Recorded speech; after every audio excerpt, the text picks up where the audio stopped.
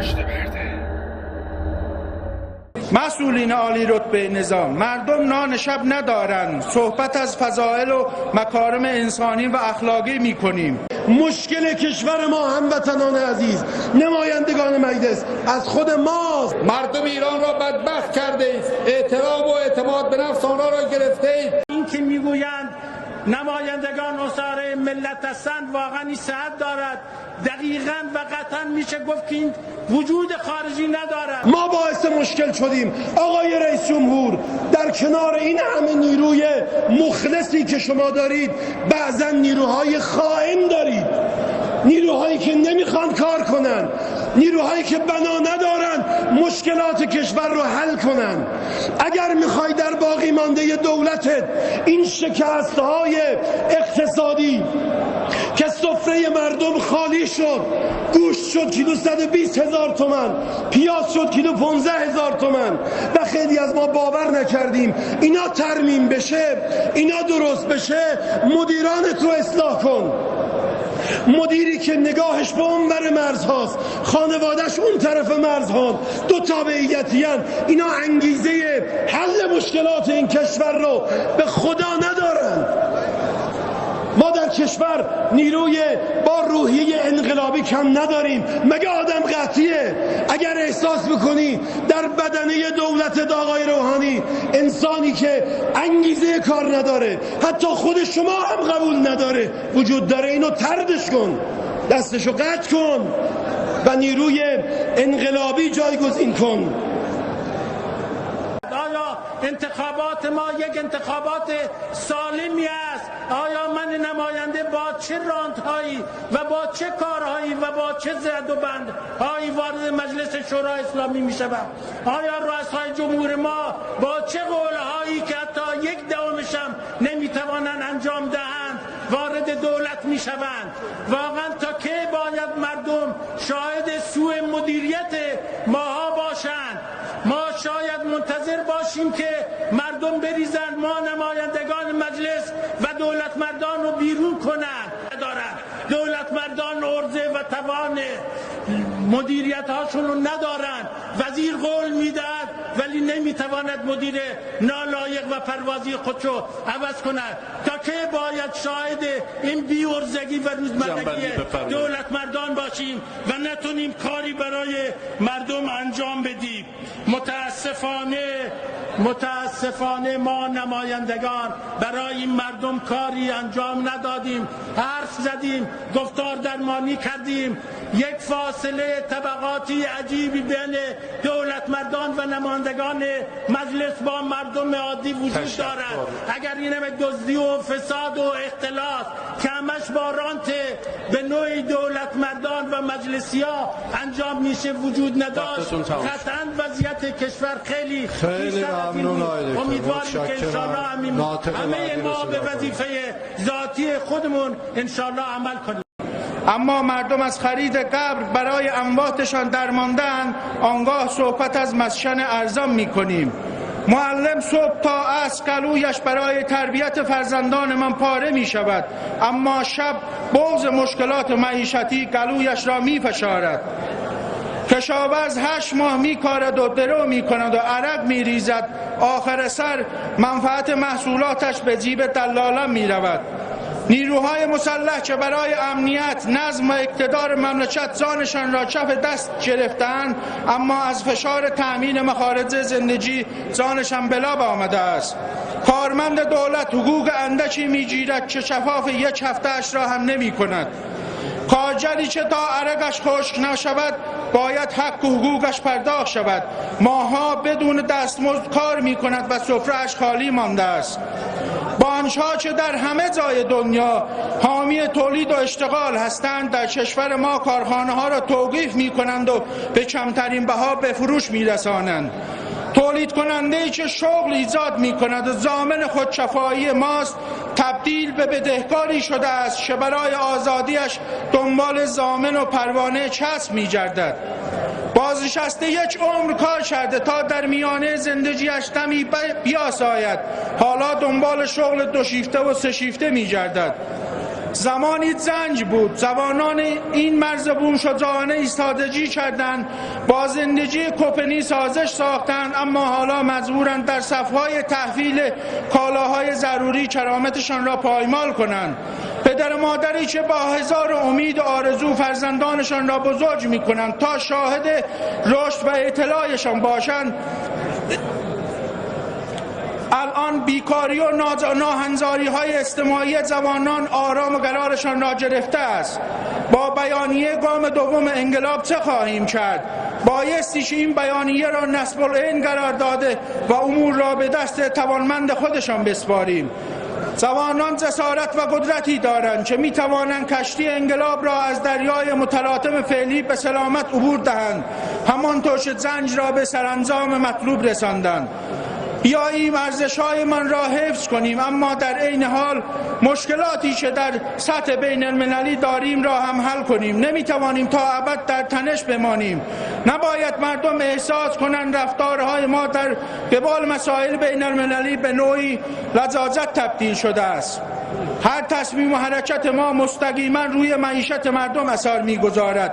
پس نمیتوانیم به این امر بی‌تفاوت باشیم. صبر این مردم عزیز را لبریز نکنیم که اگر چنین شود و مردم رویگردان شوند، می‌دانید چه می‌شود. پاسخ همانی است که امام خمینی پیش بینی فرمودند و به مسئولین گوشزد نمودند و بنده همینجا فیلم آن را پخش می‌کنم. از اتاق فرمان خواهش می‌کنم بیانات حضرت امام را پخش کنند. باید به حسب واقع، به حسب انصاف، به حسب وجدان این مردمی که شماها را روی کار آوردن، این مردم کوچه و محله و زاغه هایی که شماها را روی مسند نشوندن، ملاحظه اونها را بکنید و این جمهوری را تضعیفش نکنید. بترسید از اون روزی که این مردم بفهمند در باطن ذات شما چیست و یک انفجار حاصل بشه. از اون روز بترسید که ممکن است یکی از ایام الله خدای نخواسته باز پیدا بشد و اون روز دیگر قضیه این نیست که برگردیم به 22 بهمن. قضیه این است که فاتحه همه ما رو می‌خونه. به ریاست محترم جمهوری و وزیر نیرو متذکر می‌شوم برنامه‌های علمی و تثبیت شده احیای دریاچه ارومیه را با شدت و قدرت تمام ادامه دهند. همه می‌دانیم که خشک شدن دریاچه ارومیه چه مصیبت‌هایی را در پی خواهد داشت. به جناب آقای نوبخت رئیس سازمان مدیریت و برنامه‌ریزی تذکر می‌دهم که شهرداری‌های اکثر شهرها ماهاست از پرداخت حقوق پرسنل خدومشان عاجزند. جناب آقای نوبخت چرا فکر می‌کنید شهرداری‌ها رقیب شما هستند؟ چرا 10% سوخت و 12 در هزار گمنشی درصد جرائم رانندگی را که نقداً از مردم دریافت کرده اید را به شهرداری‌ها نمی‌دهید که به مردم خدمت رسانی کنند تا ناوگان حمل و نقل شهری را نوسازی کنند؟ رانندگان محترم تاکسی، اتوبوس، مینیبوس و کامیون با سیلی صورتشان را سرخ می کنند و از تأمین هزینه‌های خانوار و نوسازی خودروهایشان عاجزند. از این تریبون وزارت امور خارجه را مخاطب سوالم قرار می دهم. چه معنایی دارد در سال روز فاجعه قتل مسلمانان خجالی نخست وزیر ارمنستان در سفر به ایران حاشیه سازی بکند؟ طبق نظر صریح مقام معظم رهبری که عقیده قاطبه مردم آذربایجان نیز است، قره‌باغ خاک اسلام است و من سوال می کنم فلسطین اشغالی با قره‌باغ اشغالی چه فرقی دارد؟ در حالی که نظام جمهوری اسلامی ام‌القرای جهان اسلام است و باید نقش همگرایی در منطقه را داشته باشیم، بایستی مدافع تمام مسلمانان مظلوم جهان باشیم. چنلم گشو بی‌لیاقتی، ناکارآمدی و سستی دولت‌ها در تمام این سالها به رنجنامه می‌ماند که هر روز بر تعمیق مشکلات مردم افزوده است. وضعیتی ایجاد شده است که مردم این دوران توان تجزیه و تحلیل و چرایی آن را ندارند. هر روز روز شاهد بیشتر شدن مشکلات هستیم، اما نه اراده‌ای برای حل اوناست و نه توانی. از کردستان زیبا با کوله‌بران پیر و معلولش، از سیستان و بلوچستان قهرمان با فقر و بیکاری عمیقش، بوشهر، هرمزگان، کرمانشاه، ایلام، لرستان، خوزستان و چهارمحال بختیاری و خلاصه تمام ایران را ببینید. هنوز در بخش‌های زیادی از کشورمان زخم تجاوز بحثی‌ها بر پیکرهای شهرها به چشم می‌آید. اگر خسارت هنگفت جنگ را نخواسته یا نتوانستیم از متجاوزین بگیریم، این رافعه مسئولیت و وظیفه دولت‌ها در بازسازی خرمشهر و آبادان و سوسنگرد و اهواز و مسجد سلیمان نیست. شهرستان‌های مظلوم ایز و باغمله که هیچ فریادرسی ظرف 40 سال گذشته نداشتن را با فقر و بیکاری و ناامیدی و دیگر مشکلاتش رها کردید. کارون 200 کیلومتر از آن منطقه می‌گذرد، اما هنوز رنج بیکاری و بیابی مردم ادامه دارد. این در حالی است که با نگاه‌های بخشینگرانه و سیاست‌های غلط انتقال آب بین حوزه‌ای با هزینه بسیار آب را به استان‌های دیگر انتقال و حتی رودخانه درست کرده مردم ایران را بدبخت کرده اید. احترام و اعتماد به نفس آنها را گرفته اید. از فقر و بیچارگی نمی‌دانند چه کنند. برای هزینه زندگیشان رو به فروش اعضای بدن از جمله کلیه درآوردند. با کشوری که 1% جمعیت جهان و 8% منابع دنیا را دارد ببینید چه کرده اید. کشور را گرفتار فساد و رشوه و اختلاس شده است. چرا در کشورهای اروپایی، ژاپن، کره جنوبی، چین فساد را کنترل کردند ولی ما نمیتوانیم؟ آموزگاران و معلمین کشور در فقر و تنگدستی به سر میبرند. چگونه انتظار دارید آینده روشن داشته باشیم وقتی آموزگاران کشور با مشکلات اساسی روبرو هستند؟ فساد اقتصادی همانند بوریانه به تار و پود این کشور و اکثریت مسئولین زده و پذیرفته ایم که کشوری فاسد و ناکارآمد هستیم. مقام معظم رهبری فرمودند فساد اقتصادی یک بیماری است، بیماری بسیار مصری که اگر جلوی آن را نگیریم گسترش می‌یابد. نگرفتیم و به همه زد. امیر کبیر گفت اگر دزدی می‌کردم همه دزد می‌شدند. برای حفظ ظاهر همه به دنبال دزد می‌گشتیم و دزدی را پیدا نمی‌کردیم. انگار برای امروز ما گفته بود. مقام معظم رهبری از فساد به عنوان اژدهای 7 سر یاد کردند و فرمودند مبارزه کنید. چرا نکردید؟ در این سالها بخش زیادی از صنایع تولیدی کشور دچار ورشکستگی و تعطیلی شدند. از نساجی‌ها گرفته تا ارج و آزمایش، حتی کارخانه آدمسازی معروف خروسنشان را هم تعطیل کردیم. بیل و پلنگ و دست بیل و زیپ و دکمه و پارچه‌مشتی و سیگار و حتی سنگ قبر هم وارد می‌کنیم. آیا هنوز زمان مبارزه با این مفاسد اقتصادی و هدر رفت منابع مالی کشور نرسیده است؟ اکثر دولت مردان 30 سال گذشته به مردم و کشور ظلم کردند، به اعتماد مردم خیانت کردند، جوانان ما را نابود کردند. اگر ذره وجدان و غیرت و شهامت داشتند به خاطر این همه ناکارآمدی و ظلم و فساد و خیانت به جوانان خودشان را حلق‌آویز می‌کردند. تاریخ گواهی خواهد داد. مردم میپرسند برخی از مسئولین کشور که هر روز شعار مرگ بر آمریکا و انگلیس میدهند چرا فرزندانشان در این کشورهای آمریکا و انگلیس زندگی میکنند؟ اگر به گفته‌های خودشان ایمان دارند چرا عزیزان خود را از این کشورهای آمریکا و انگلیس و اروپا بر نمیگردانند؟ چرا آمریکا فرزندان و بستگانشان را اجازه اقامت میدهد؟ چرا آنها را اخراج و مانند ما گروگان نمیگیرند؟ تاریخ گواهی خواهد داد که بعضی از دولت مردان شاید مأموریت داشتند که برخلاف منافع ایران اقدام کنند. در کشورهای موفق معمولا پارلمان‌ها دولت‌ها را تشکیل میدن. اکثر دولت‌ها اگر بد عمل کردن پارلمان دولت‌ها را برکنار میکنند، ولی در کشور ما دولت‌ها تشکیل میشوند. عوامل دولت با مجموعه از راند لیستی از کاندیدای مجلس را به مردم ارائه میدن. مردم کلانشهرها هم گاهن به این لیست‌ها رأی میدن و مجلس میشود حیات خلوت دولت و نمایندگان لیستی خود را فدایی دولت‌ها و وزرا میدانند.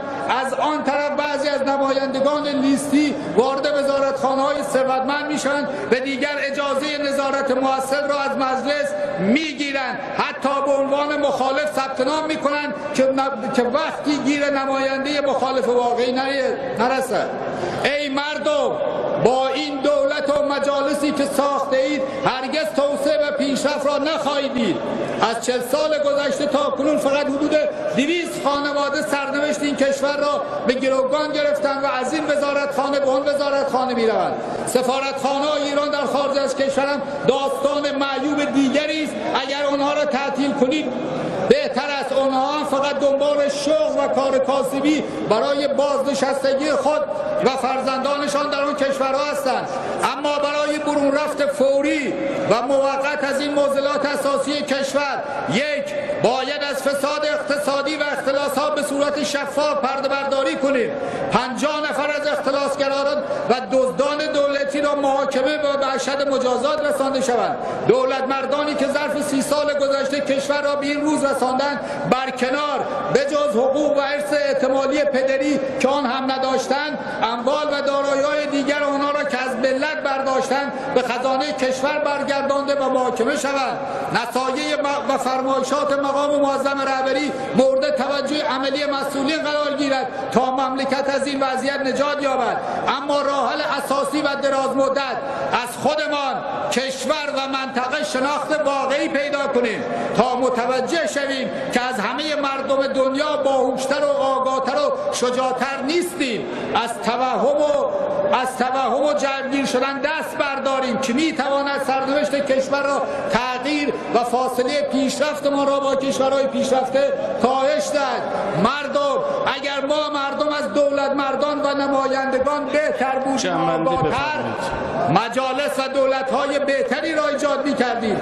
وطن پرست باشیم، دروغ نگوییم، سخت کار کنیم، دزدی نکنیم. دزدی فقط اختلاس‌ها نیست. خوب کار نکردن دزدی است، خوب درس ندادن دزدی است، با مراجعین بد رفتار کردن دزدی است، دیر آمدن و زود رفتن دزدی است. وجدان کاری داشته باشیم. در نهایت ای ملت شریف ایران، ظرف 40 سال گذشته تقریبا 32 سال دولت دست چپ‌ها و 8 سال دست راستی ها بود. به شکلی میتوان گفت 32 سال دست اصلاح طلبان و 8 سال دست اصولگرایان و این همه خرابی. بنابراین آگاه باید بشیم، کتاب بخوانیم، مطالعه کنیم، تاریخ بخوانیم، مطالعه کنیم. میگن اگه ردش بکنیم چی میشه؟ این اتفاق خاصی نمیفته. یه دکتر 12 تصریف میکنیم، برن بودجه شفاف بنویسن بیارن. دوستان، فقط روزانه سال بعد 100 میلیون لیتر بنزین قرار مصرف بشه. قیمت بنزین رو دیدین 1000 تومان. بهای تمام شده بنزین واسه خود دولت 6000 تومانه. یعنی به ازای هر لیتر بنزینی که مردم تو خیابون دور میزنن 5000 تومان دولت از جیب مردم داره میده به اونایی که ماشین دارن. روزانه میشه 500 میلیارد تومان. فقط سوبسید بنزین میشه سالی 180,000 میلیارد تومان. حقوق دستمزد کارکنان 95000 میلیارد تومانه. یعنی من این قیمت واقعی سازی بکنم میتونم حقوق کارمندا رو 3 برابر بکنم. کل بودجه عمران کشور 60000 میلیارد تومانه. اگه من این قیمت واقعی سازی کنم فقط بنزینو میتونم بودجه عمران کشور رو 4 برابر بکنم. آیا این خدمت به نظر شما؟ ما واسه اینکه مردم صداشون در نیاد پول ملت و پول مردم رو بدین بنزین تو خیابونا بسوزین سرطان بکنیم واسه خودمون؟ این کجای مملکت داریه؟ خود سازمان برنامه بودجه میگه که من 900,000 میلیارد تومان یارانه پنهان دارم، یعنی گاز، برق، فلان به ما. تقسیم کنیم به جمعیت سالی میشه 11 میلیون تومان واسه هر ایرانی. ماهی 1 میلیون تومان. یه خانواده 4 نفره میشه 45 میلیون تومان. شما 45 میلیون بده به مردم، او خیلی بهتر از ما بلده مملکت زیر اداره بکنه. شما فکر میکنید خدمت کردید؟ آقای پور محمدی، شما اومدید 14 میلیارد تومان، 14 میلیارد دلار، با دلار 4200 میخوایم بدین کالای اساسی. خب به من بگید این کالای اساسی تا حالا دادید چیکار کردید؟ تورم کالایی که با دلار آزاد اومده 40%، تورم کالای اساسی 48%. یعنی این دلاری که من دادم به دلال جیب مردم نرفته، جیب دلال رفته. مگه ما کارگزار دلالیم یا کارگزار مردم؟ این چه مدل حاکمیتیه؟ 100,000 میلیارد تومان ما با تفاوت ارزی اینه. شما هر خانواده هر ایرانی بالای 1 میلیون تومان میشه. مگه من چقدر میخوام گوشت بخورم نفری که اینقدر تازه میخوام بدم اون یکی لپه میخواد بیاره یا نخود میخواد بیاره؟ ببین اینا همش رانت، همش فساده، خلاف قانون هم هستش. مگه ما توی قانون برنامه نگفتیم باید سیستم مدیریت کشور، ارز کشور شناور مدیریت شده باشه؟ شما با چه حقی اومدید سیستم نرخ ثابت اعمال کردید؟ خلاف قانون اعمال کردید. یا وقتی وارد بحث‌های دیگه میشیم، شما اومدید مثلا طبق قانون شما کارفرمای کارمندید، باید قدرت خرید مردم حفظ بکنید. تورمت 50%، بعد اومدی 20% حقوق کارمند بردی بالا. چون حقوق کارمند 20% بردن بالا، حقوق کارگر 20% میره بالا، یعنی 30% سفره مردم رو کوچیک کردیم. تورم ایجاد شده، کارفرما جنسشو 50 گرونتر فروخته، سرمایه گذار سودشو برده، هزینهشو باید کارمند بده، باید کارگر بده. دوستان میگن اگر زیادش بکنیم تورم ایجاد نقدینگی ایجاد میشه. شما 1,700,000 میلیارد تومان حجم نقدینگیت، کل حقوق دستمزد 100,000 میلیارد تومان نمیشه. اگه این رابطه معنیدار داشتن پارسال 5%، 10% حقوق کارمندا رو بردیم بالا، چرا تورم 50% شد؟ پس این نشون میده هیچ رابطه‌ای بین تورم و حقوق کارمندا نیست. ثانیاً من نماینده و شما دولت لیاقت نداریم، کفایت نداریم تورم رو کنترل بکنیم. کارگر باید هزینه‌شو بده، کارمند باید هزینه‌شو بده. این کجای انصافه؟ بعد ما قانون تشریف کردیم واسه شما همسال‌سازی حقوقا، میگین نمیتونیم. چطور واسه مثلا من حسن نژاد شما نوبت حقوق 10 میلیون 15 میلیون پول دارید، ولی واسه اون محله میشه تو فلان روستا 1,500 پول ندهی بکنید 2 تومن. اگه نیست هیچ کدوم نخورید، اگه هست دور هم بخورید، همه مردم بخورن. چرا واسه یه عده پول هست واسه یه عده پول نیستش؟ اینا اصلا با هیچ منطقی سازگار نیست دوستان من. اینها بودجه نیستش که ما نوشتیم، اینا خیانتی که ما داریم انجام میدیم. قیمتا شده 3 برابر، یه یارانه 40-50 تومانی میدیم، سالی 42,000 میلیارد تومان هی سرکوب به ملت میزنیم که ما بهت یارانه میدیم. این پولش میدیم، این کل یارانیش شما میدیم پول رانت یه دونه وارد کننده نمیدونم سویا و گوشت و سلطان سکه نمیشه. یا وقتی حساب کتاب میکنیم بر اساس عدالت اجتماعی، یکی 3 تا ماشین داره، ماهی 200 لیتر بنزین میسوزونه، 1,000,000 تومان یارانه بنزین میگیره. بعد کسی که فقیر ماشین نداره هیچی نمیگیره. آیا قانون هدفمند کرده یارانه ها این بود؟ دوستان این بودجه یه بودجه مثل بودجه سالهای قبل، هیچ اتفاقی واسه مملکت نخواهد افتاد. یه پولی بگیریم این برای خرجش بکنیم، تازه نفت و همه چیز سرمایه